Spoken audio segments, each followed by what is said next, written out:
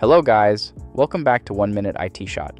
In this video, I'll show you how to fix the SteamTools no internet connection error on Windows. First, open Steam. In the top left corner, click Steam and then select Check for Steam Client Updates. If an update is available, install it and wait for Steam to finish updating.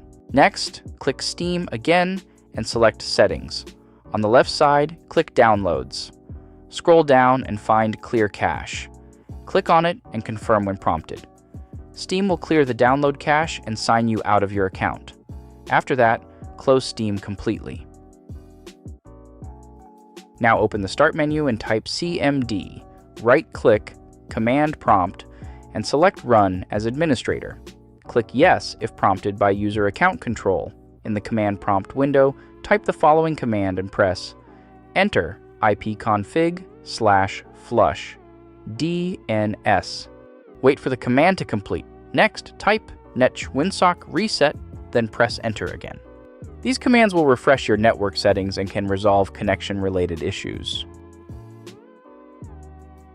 Once both commands have completed, restart your computer.